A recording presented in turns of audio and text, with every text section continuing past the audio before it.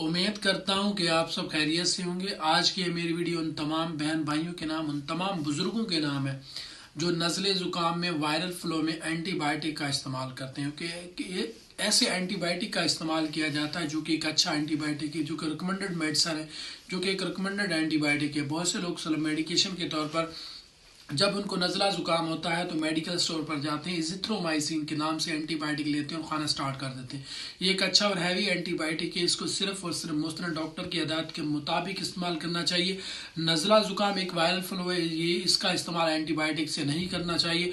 कुछ कंडीशंस ऐसी भी होती हैं जिसमें नज़ले ज़ुकाम में आपको गले में दर्द या गले का इन्फेक्शन हो जाता है, तो ऐसी सूरत में भी आपका डॉक्टर ने फैसला करना होता है कि आपको कौन सा एंटीबायोटिक और कैसे इस्तेमाल करना है, ना कि आप खुद का के तौर पर एजिथ्रोमाइसिन लें और एक अच्छा एंटीबायोटिक ले खाना स्टार्ट कर दें। क्यों ना कि आजकल हमारे माशरे में बहुत से लोग ऐसे मौजूद हैं जो ये कंप्लेन कर रहे होते हैं कि डॉक्टर साहब हमें अब कोई एंटीबायोटिक असर नहीं करता। इसकी वजह ये है कि आपने सिर्फ मेडिकेशन के तौर पर एंटीबायोटिक इस्तेमाल कर करके रेजिस्टेंट पैदा कर लिया, जिसकी वजह से आजकल बहुत से लोग ऐसे हैं जिनको कोई भी एंटीबायोटिक देते हैं तो वो रेजिस्टेंट पाया जाता है। तो ऐसी सूरत से बचने के लिए, इन तमाम मसाइल से बचने के लिए ज़रूरी है ताकि आने वाली नस्लों में इस तरह का रेजिस्टेंट ना पाया जाए। कोई भी आजकल बहुत से हैवी एंटीबायोटिक का भी रिजल्ट नहीं मिल रहा है। इसकी कॉमन वजह यही है कि सिर्फ मेडिकेशन के तौर पर खुद डॉक्टर बन जाना, खुद ही एंटीबायोटिक रिकमेंड करना, खुद ही एंटीबायोटिक इस्तेमाल करना, ये आपकी ज़िंदगी और आपकी नस्लों को तबाह बर्बाद कर देंगे। क्यों ना कि आप जब रियल टाइम में बीमार होते हैं तो आपको किसी किस्म का कोई एंटीबायोटिक की ज़रूरत होती है, मेडिसिन की ज़रूरत होती है, तो आपको एंटीबायोटिक लगा लगा के डॉक्टर ज़रा थक जाते हैं।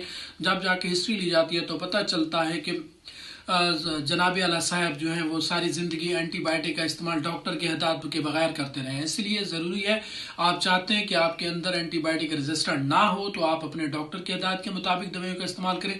खासकर एजिथ्रोमाइसिन का इस्तेमाल करते हुए इन बातों का खास ख्याल रखें कि आपको इसकी ज़रूरत है कि नहीं। हमेशा अपने डॉक्टर से रजू करें ताकि आप सेहतमंद और खुशहाल ज़िंदगी गुजार सकें। उम्मीद करता हूं कि मेरी वीडियो आपको पसंद आई होगी। कमेंट सेक्शन में अपनी राय का इजहार ज़रूर करें। बेल आइकन को प्रेस करें ताकि आने वाली न्यू वीडियो का नोटिफिकेशन आपको बआसानी मिल सके। तब तक के लिए अपना और अपने अहल वयाल का ख्याल रखें। नेक्स्ट वीडियो में एक अच्छी मालूमाती वीडियो के साथ मुलाकात होगी। अल्लाह हाफिज़।